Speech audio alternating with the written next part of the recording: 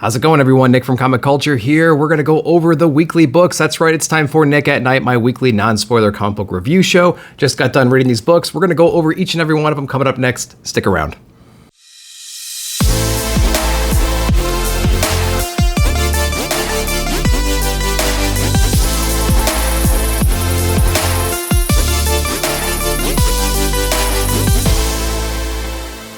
Welcome back, and before we get into the books, just a little bit of housekeeping. I am moving Nick at Night to Saturday night, as you can tell from this video. Gives me an extra day to read some more stuff and to make sure that the quality of the video is up to par. So I appreciate your patience and understanding with that. So before we get to the books, let's go ahead and throw the grading bar up. Every book I go over, I'm going to put on this bar just to kind of rank it based on my opinion of the book compared to the other books that week. So that's how that grading bar works. So let's get into DC next. And the first DC book we read this week was Jurassic League issue number 3. This is actually from a couple different people. We have Daniel Warren Johnson, who to me anyway is the headliner on the book, but we have Juan Gideon as well as the secondary writer. And we also have art by Rafa Guerres. I think is how you pronounce that name. I thought in the very beginning, this was written and drawn by Daniel Warren Johnson. I was quickly corrected, and rightfully so. Although the art is in the same vein as Daniel Warren Johnson, you're going to get that same gritty, sketchy feel. I'll give you like a little preview of what that might look like. So you do get a little bit of what Daniel Warren Johnson would typically bring to a comic book, but it is slightly different. And yeah, it actually works out pretty well. But the main premise of this book is it's taking our classic DC heroes, putting them in like an origin story in the Jurassic League. Or in the Jurassic time period, I should say. So we do have like a Batman version, we have a Superman version, we have a Wonder Woman, we have a Flash, we have a Green Lantern, we have an Aquaman, and they're all like weird dinosaur names. And so it is pretty fun. The basic premise here is there's some kind of an evil force that's trying to be hatched on Earth, and it requires energy, and these bad guys are going out and they're stealing humans to kind of fuel this pod so it can hatch whatever evils is inside of that egg. And so basically we have our heroes and our villains clashing above the ground, trying to save all these humans and things like that. It's a pretty cool interpretation of the DC heroes. I do like that. A lot of their essence is seen in these characters, so that's pretty cool. The paneling and the art is actually great, I think. There's tons of action in this book, lots of chaos. Sometimes it's a little bit muddy. You don't quite know exactly the direction people are flying or what's happening sometimes, but it's easily overlooked because it's actually beautiful and the composition's really, really fun. And it's super colorful too. I think we have Mike Spicer on the colors on here, and whenever he is on a book, it's absolutely insane. So I do like that a lot. So Jurassic League, it's just a fun read. It's not like super, super deep or anything like that, but definitely check it out if you see it at your shop. The next DC book we read this week was World's Finest from Mark Waid and Dan Mora, and we had Bond Villain on the book as well. And I was saying before in my previous reviews, this book is actually really, really fun. It's chock full of nostalgia. The story feels like it comes from a pretty innocent place, although the stakes are pretty high. And the character coordination and the character teams that they put together in here with like 2/3 of our Trinity plus Robin and Supergirl, and we have Doom Patrol in this series as well. It's just like a really fun combination of characters. It does have like a deceased kind of a feel because it's like a playground they can just do whatever they want in, and the repercussions don't really matter to the main continuity. So that's kind of fun as well. Dan Mora's art on here is really, really great. I really like how clean it is, and I love the facial expressions that he has on all these different characters. It really helps sell the action scenes, I think, when those kinds of things are handled really, really well. And of course, the coloring is insane in here too. So I think that all makes the art really, really pop. And I don't know, it just brings that extra level of enjoyment to it when the art's really killing it, right? So I do like that. The story is pretty generic, but it still works because it has, again, this like playful, nostalgic vibe to it. So I did like that a lot. So basically, they're teaming up against this really ancient old threat that was locked away. He got out somehow, so they're trying to figure out ways of putting this guy back in his cell, essentially. We did get hints of a bigger threat still to come, and they kind of abandoned that plot line a little bit. It was very briefly mentioned in like a page or two and a couple issues ago. I'm wondering if they're going to go back into that plot line at all. There's only one more issue on this one, I believe, and so it's going to probably wrap it up, if I'm not mistaken. And then we have a spin-off series coming up called Batman versus Robin, which is going to come out, I think, in September, if I'm not mistaken. Yeah, that's something to look forward to. We have Mark Waid on the writing for those, but I think we're going to have an artist shift, so Dan Moore is going to hop off, but that's okay. We're in good hands on the art side with the new series. So if you're not wanting to get into another Batman book or perhaps another Superman book because you're just kind of over that. This was kind of like a breath of fresh air to me. And so it's only 6 issues from what I understand. So I would jump in on this if you're kind of on the fence. So check it out, World's Finest. It's one of my favorite DC books out right now, actually. So let me know what you thought. All right, so that was it for DC. We actually didn't get our Marvel delivery yet at the shop. Maybe I'll double up next week and go over some of the Marvel books because there's a couple big ones out that I want to cover, and I'll get to those probably next week. So we're going to jump into a stack of indie books next. We're going to start over in Image Comics with Ice Cream Man issue number 31. W. Maxwell Prince is on here, and I got that awesome B cover because, man, Ice Cream Man and the B covers are always killing it. So went ahead and picked up the B cover there. It is pretty cool. So this one is a little less, I don't know how to describe it. It's a little less grotesque and a little less like sadistic than the typical Ice Cream Man book is. This one's more of like a character study about like an average, I don't know, man kind of growing up with a family and a daughter, right? And so it is pretty fun. There are a lot of depressing scenes in here. He has a lot of nostalgia for when his daughter was really, really young. He remembers the way she smells and things like that, as a lot of us with kids would remember, just kind of looking back. But things don't really go according to plan as he grows up. He ends up getting divorced and things like that. He's trying to get back into the scene.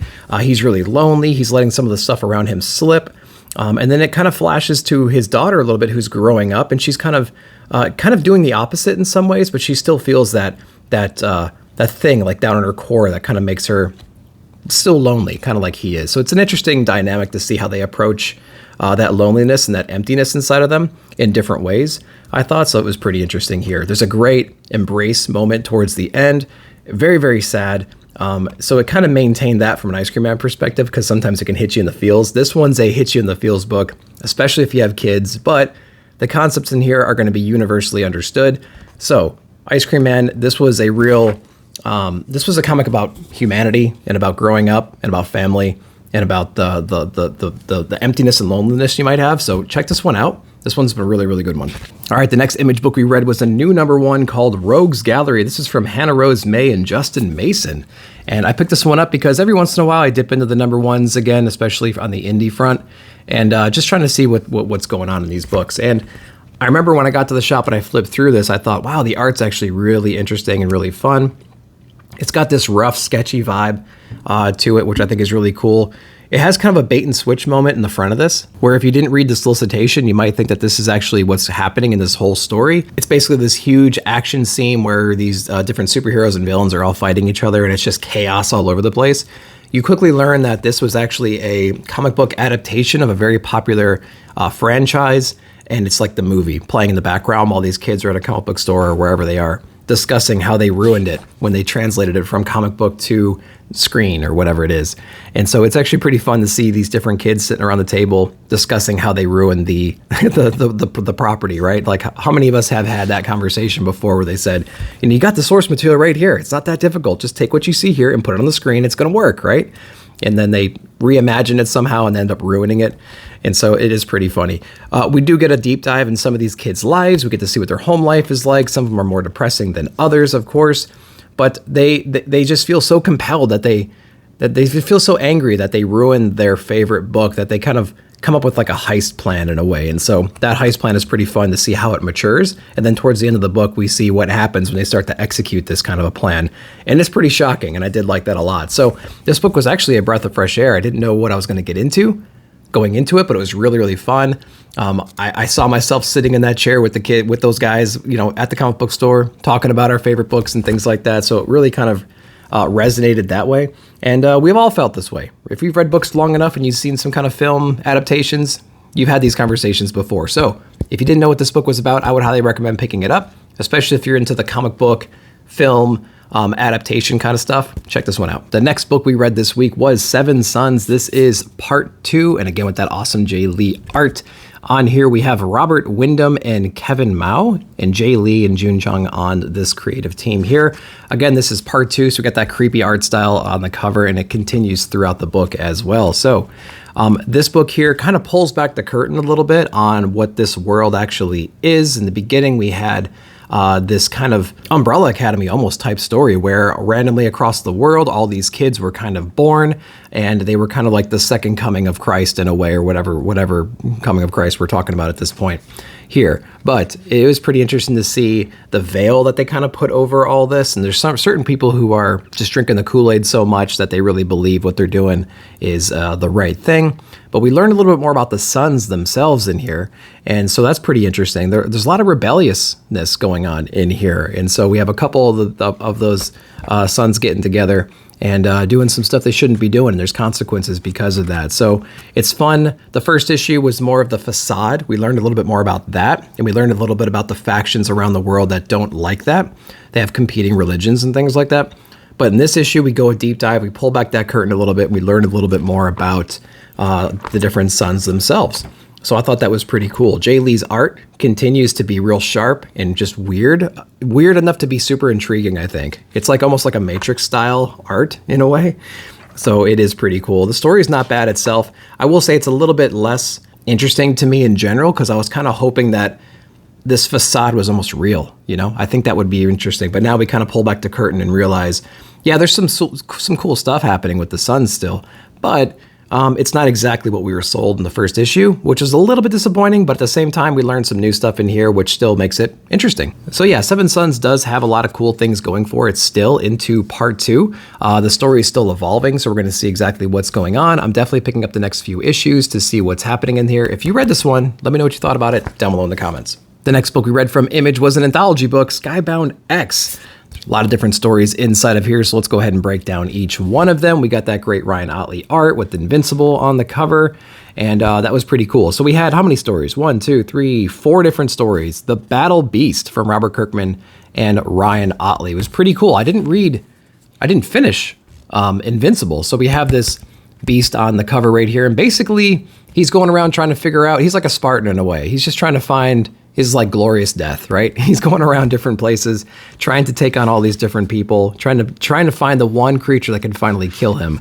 And so he's not going to be satisfied until then. So he's traveling all over the place with the assistance of this like sentient robot or sentient spaceship, right? With this advanced AI. So he's going to take him around. He's going to try and show him some guys that can actually take him out. So that's pretty exciting. Pretty interesting stuff. The Dark Ride, written by Joshua Williamson. That was an interesting one. It's essentially about a family going to a theme park, and the father just gets really, really pissed off because there's so much traffic and stuff like that, and actually takes his frustrations out on some easy targets in the crowd. There wasn't a whole lot going on there. It was just like, who hasn't felt like wanting to beat the hell out of somebody at a theme park because they're just super annoying and it's like hot, and you hate being in a line. And you see some guy that just pisses you off and he's acting like a jerk. It's kind of like that fantasy lived out in here. So, I mean, like nothing crazy going on with that particular one. We have Chroma, the Pale City from Felici, I believe it's pronounced. He's actually the creator, writer, artist, and color on this book. It's a pretty interesting book. A pretty interesting little short story there. We basically have this city that's surrounded by these different monsters. The forest and everything around the city is made of color, and these monsters hunt based on color. So they've actually established their civilization with just wearing white and black. Like everything in the city is just white and black and grays and things like that. And they're trying to advance the boundaries of their city, trying to expand like anybody would. And so it's like a story of the team that's going to go out and establish this new perimeter, and there's like guards and things like that, and then all hell kind of breaks loose, as you would imagine. It's a pretty shocking story. I would like this story to be blown out a little bit more, and so we can see what else is going on in there. So that was a pretty cool one, The Pale City. That was really fun. The last story in here was from Max Smith called Scurry or Abandoned, and that one was pretty interesting too. It's essentially about these different mice trying to find food. They have house assignments. Their group kind of makes assignments for the different mice, and they walk around trying to find food, and they run into some unhappy people. and by people, I mean other animals and things like that while they're trying to scavenge for food in this house. The art style was really, really fun in this one. It's like a weird, hazy, yet detailed art style. It was actually really, really fun. I did like that a lot. So I'll give you a little taste of what that looks like if you can see that. So it was pretty fun. Lots of emotion on the characters' faces, although they're animals and they're not drawn in some kind of like stray dogs kind of a way. They're actually drawn in a little bit more realistic format, and I think it actually really worked. They actually portrayed their emotion on here pretty well. So I did like that. It was an interesting story. It was pretty fun. It was cute. There's a lot of high stakes. The lettering was like huge in this book. I'll give you a little taste of what that looks like if you can see the difference in what you would normally expect in the lettering department. The letters were huge in this book. It's almost like I'm reading a book for like kids where they make the letters really huge. And so, yeah, there's that. It was a fun book. I think the best one was Chroma and possibly the first book from Robert Kirkman, Battle Beast. But the other two weren't bad at all. So, you know, if you like those anthology books, if you picked up the other ones that came out, like last year or something like that, this is a fun addition to that, so I would check it out. And the last Image book we read this week was Do a Powerbomb, issue number 2, Daniel Warren Johnson. So we actually get some Daniel Warren Johnson on the writing, the art, and on the creating side. And we do have Mike Spicer on the colors. Mike Spicer is probably my favorite colorist right now. And he's just doing some amazing work across the field. I'm loving everything he's doing. He's doing some complicated stuff, and every book he touches, I can almost sense him, because it's just the way his colors pop and the palette that he uses. It's incredible. I absolutely love it. And so Do a Powerbomb is a really, really great story right now. The first issue was basically about this younger girl watching her mother wrestle, and her mom was in this certain battle. It was like a heavyweight championship battle, and her mom actually gets killed in the ring in front of her while she's watching it. And so it's this whole story about this girl growing up in the wrestling scene, trying to, you know, deal with this anger and deal with this emotion that you know, because of the tragedy in her life. And she's given an opportunity by essentially the devil, in a way, to wrestle essentially in hell. And she kind of gets what she wants if she's able to win this tournament at the end. So it's like a half dealing with your anger, half like revenge mission, because she finds the person that actually killed her mom in hell as well. So it's almost this revenge mission as well. There's a lot of great twists and turns in this book. The last page in here especially is a gigantic twist. Did not see it coming at all. Lots of emotion in this book. Amazing art in here. If you're a wrestling fan, it's a must read if you're a wrestling fan, because I can see that you would just absolutely love this book. And even if you're not a wrestling fan, it's got so much emotion, and it's a pretty grounded story that you're instantly going to connect with it. And it's just full of action, and the art style is just amazing. It's Daniel Warren Johnson, right? So I would highly recommend it for anybody practically reading comics today. Go ahead and pick it up. Do a Powerbomb number 2, one of the best books out there. All right, that was it for Image Comics. We're going to dip into Boom Studios next. We only have one from Boom, I believe, and that is Grimm, issue number 3. Went ahead and got the FOC reveal variant, which I was educated on last week, so I appreciate everyone who left comments. But my understanding for reveal variants is it's actually the last cover they reveal prior to FOC. So I think I understand that concept now. I thought it was like a spoiler cover, that we're going to get something that we didn't see before. And I'm like, we've seen everything on here. What the hell is that all about? So appreciate all the comments that from last week's video on that. So we have Grimm. What's going on in Grimm? Now, I don't really like the story that much. It's an interesting plot, but I think that the approach they took to it is a little bit too kiddish in a way. Like I was hoping that would be something a lot more dark and gritty.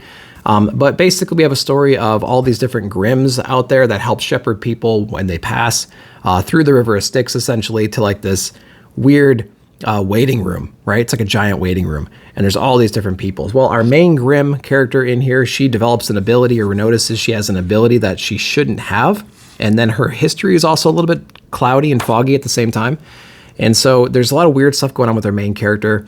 And so she's actually teamed up with a couple close friends. She's kind of going against the system right now, and everyone's kind of after her. All the higher ups are after her. So it turns into like this big chase montage in this book. Artist wise, I think it's not bad. I think it's definitely, it's almost like if a Jenny Frison cover came to life in an art form, but it was just like less detailed. It's got like that kind of a vibe to it.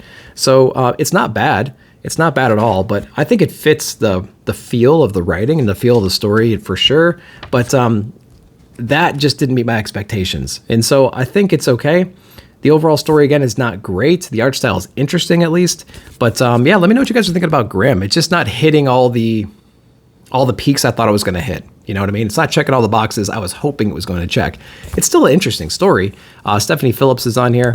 And so, yeah, it's not bad. Let me know what you guys are thinking about Grimm down below. The next book we read this week was from Dark Horse. We have the Shaolin Cowboy, Cruel to Be Kin. This is issue number 3 from Jeff Darrow and Dave Stewart. Dave Stewart has the pleasure and the curse of coloring Jeff Darrow's artwork on here, because it is quite insane, as you may have noticed if you read this book or have read issue number 1 and number 2. But essentially in number 3, We have the continuation of a couple different battles we were introduced to in issue number 1, first in the first few pages with our lizards, and then as that story progressed, we have this weird Martian dude on this gigantic, like octopus kind of a thing, jellyfish kind of a thing. So it's kind of the conclusion of that run, of those battles right there. And so if you liked issue number 1 and 2 and you like the impossible things our Shaolin Cowboy can actually do, you're going to love this one because there's a lot more of that in here. And like I said, there are some closure moments inside of this book, which is pretty fun. Yeah, like I said, we have a lot of impossible things our Shaolin Cowboy can actually do, which is really fun. There's a lot of fight montages, a lot of quick battles, a lot of quick cuts, things like that. So again, the artwork is incredible in here. And I do like the way they can tell the story without a whole lot of dialogue. Sometimes you'll go pages without any kind of dialogue at all, and then all of a sudden there'll be a few pages where you would expect some exposition. So yeah, it's a pretty interesting balance right there. Again, visually, it's probably one of the best books that out there right now, and so I do like that a lot. I would say if this book is lacking anything, it's kind of lacking just an overall story. It is basically a flashback right now.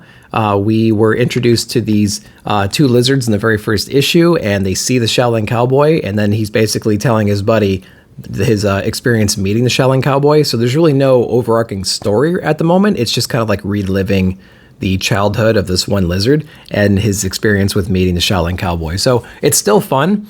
It's action-packed. It's a very quick read, although the art kind of forces you to slow down and appreciate what's going on. So it's a pretty interesting read. Let me know what you guys are thinking about it if you're reading it. All right, the next book we read this week was from Dynamite. We have Madballs versus Garbage Pail Kids. And I don't know how many of you guys liked Madballs or Garbage Pail Kids if you grew up in the 80s and 90s.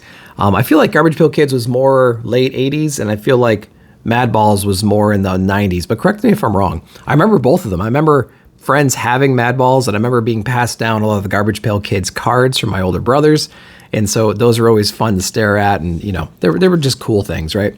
And so I remember the Madballs having a little bit more utility because you can actually throw them and stuff like that, so they're a little more fun compared to Garbage Pail Kids, in my opinion. But this book has a couple different short stories in them. They're both fun. One's essentially this real like stuck up proper family moving into this new neighborhood. They got this house dirt cheap, and they have 2 sketchy neighbors on each side of them, and they're the Madballs and the Garbage Pail Kids, and they kind of clash and introduce themselves to these new neighbors. So it was really fun to see that dynamic play out. And the art style is really, really cool. I'll give you a little glimpse of what that actually looks like on here. They do a great job of representing the Madballs and the Garbage Pail Kids pretty well. And again, this family is just like not expecting any of this stuff. So it was pretty funny to see that dynamic. The second story in here is a little less interesting, I think, but it was still kind of fun. It was basically like this giant tournament, like an Olympic Games kind of a thing between the 2 groups, between the Madballs and the Garbage Pail Kids. So they have these different events. They're teaming up, trying to beat each other and all these different things. And so it was still pretty fun, but not as fun as the first little short story in here, I think. But again, the art was fun. If you like Madballs, if you know what Garbage Pail Kids are, pick it up. It's a fun read. I don't think I'll keep getting it because it's not going to really do anything that just blows you away. I don't think it's not going to be deep and meaningful. It's going to be a series of just short, funny stories. And so I think I'm one and done on this one, but let me know what you thought. The last book we read this week was from Scott Snyder and Hayden Sherman. This is Dark Spaces Wildfire, issue number 1 from IDW. And so I'll pretty much give anything Scott Snyder does a try. I like some of his stuff more than some of the other stuff, but this was interesting because it was an IDW book, and it was about these like firefighters. And so I was like, okay, that's an interesting concept. I don't think I've ever read a book about firefighters. And they took a really interesting twist on the concept here. They kind of set up this heist kind of a thing. They kind of give you the end first, and they backtrack to the very, very beginning. But basically, it's about these different convicts, these all-female convicts. They're serving out some of their time actually preventing wildfires in California. And so it kind of goes over the theory behind that, what each one of these people did to get there, some of their character profiles, how they work together. They're really a big family unit. And there's kind of like this guardian, this protector, this agent that watches over them, make sure they don't do anything stupid. And so since they're convicts, sometimes those tendencies don't seem to go away, especially if they're lifers and things like that. One of them kind of develops a plan right now to take advantage of the situation.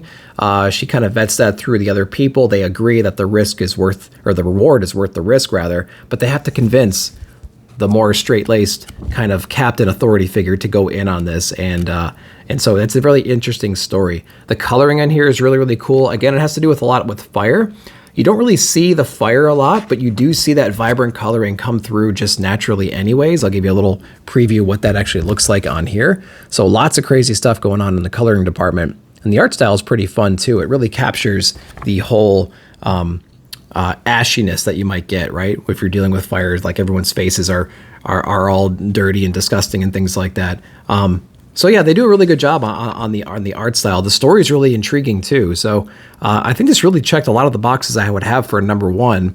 It had great art, had a compelling story, it had a great hook in the very, very beginning, and then also had a great hook at the end. So I'm interested to see where it goes from here. Wildfire, Dark Spaces number one from Scott Snyder. I think it's worth the pickup. So that's what I read this week, and those are my thoughts. Let me know down below what your favorite books of the week were. And again, Marvel's not in here. I'm going to probably catch up on those next week if they come in the next couple of days. I'll let you know what I thought about those on the next Nick at Night. But as always, we appreciate you watching the video. Like, subscribe, share, hit that bell notification to be notified of future videos. See you in the comments.